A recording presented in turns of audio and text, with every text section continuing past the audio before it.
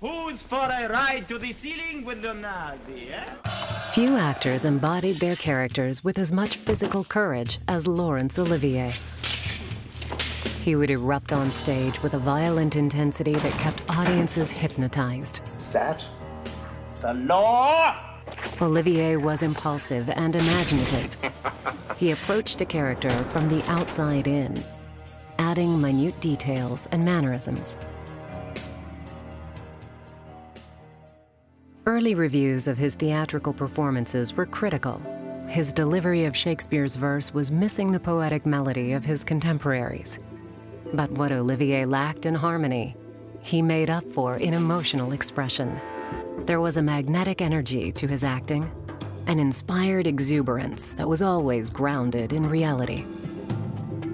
While the stage was familiar territory, Olivier initially struggled to make an impression in Hollywood. His theater training came across too stagey on camera. Olivier retreated home and worked on several British film productions. In perfect understanding, he's overwhelmed with guilt before confessing to adultery and pleading for mercy from Gloria Swanson. You've got to listen to me. Don't hate me for what I've just done. I had to do it, dear. I didn't know it was going to be like that. I swear I didn't. I was out of my mind. I had to try to keep you. In the mid-1930s, he began co-directing at the Old Vic Theatre in London alongside John Burrell and Ralph Richardson, who joined him in the spy thriller Q Planes. You go on your flight tomorrow morning? Yes. With the new supercharger on board? Yes. Do you know your route yet? Not yet. Do you know how to cook? Not yet. Well, you can start right now. While at the Old Vic, Olivier met actress Vivien Leigh, and the two began a turbulent love affair. It's no good. We can't go on pretending like this. You know and I know. I know nothing. In the historical drama Fire Over England, their intense chemistry was evident. I love her, but I will not ask any girl's leave to do what I must. Olivier landed back in Hollywood to begin production on Wuthering Heights. Director William Wyler taught him how to utilize the medium and strip away theatrics. It was a contentious set between him, Wyler, and actress Merle Oberon, but Olivier learned how to work his voice and body for the camera.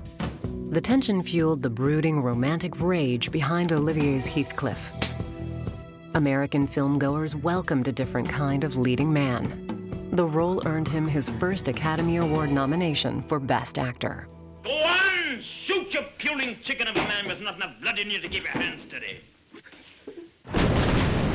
As part of the war effort, Olivier agreed to play the heroic Admiral Horatio Nelson in the 1941 British propaganda film, That Hamilton Woman. Leigh starred as the title character, mistress to England's most decorated naval officer. Her crafty and charming personality balanced Nelson's stoic resolve. You cannot make peace with dictators. You have to destroy them, wipe them out. The film would mark Olivier's and Leigh's final pairing on screen. Olivier's greatest contribution to film came in his transposing of Shakespeare, beginning with 1944's Henry V. He both starred in and directed the film adaptation about the courageous king. Olivier opens by softening the theatrical mood as the camera moves freely backstage and brings the Globe Theatre to life. You know your places. God be with you all. With a naturalistic style, he captures the ominous mortality of war in a battleground of epic cinema. For his work as an actor, director, and producer on the film, Olivier received an honorary Academy Award. And gentlemen in England now abed shall think themselves accursed they were not here, and hold their manhoods cheap, whiles any speaks that fought with us upon St. Crispin's Day! Hamlet would follow, and Olivier's performance of the tormented prince haunted by his father's ghost would win him an Academy Award for Best Actor. Under his direction, the film would also take home the top prize of Best Picture. I'll call thee Hamlet. King. Father. Royal Dane, oh, answer me! His lines flow in a psychological symphony of sorrow and isolation, an interpretation of a man consumed by grief and vengeance.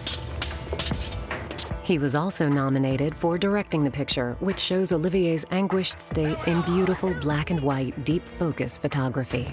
There's a divinity that shapes our ends. Rough hew them how we will.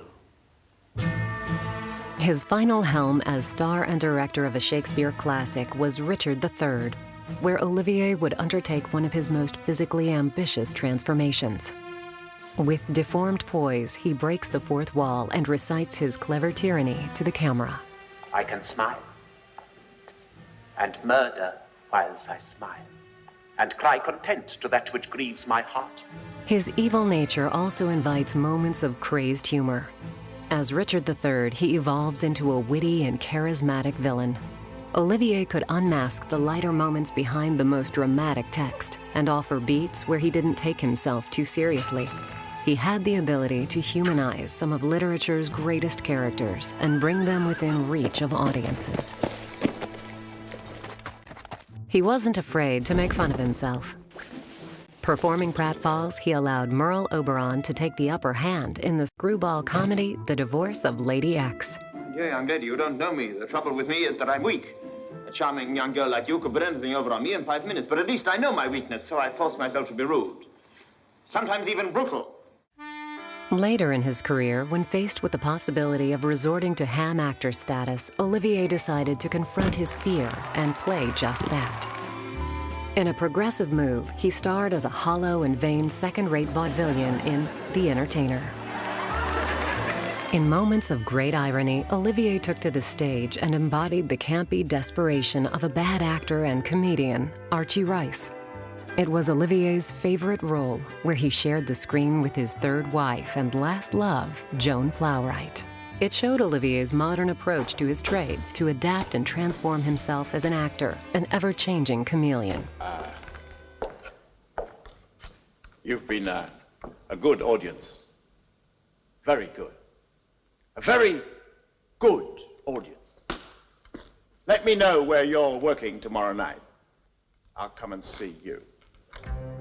With incredible stamina, Olivier would traverse a scene with perfect coordination, delivering line for line with dramatic purpose. I was moved, lifted out of myself. He was eloquent and enthralling, moving viewers with the subtlest of gestures. He observed and seduced audiences. Olivier was free of any inhibition, a master of his craft, an actor to be emulated by all those that followed. Woo!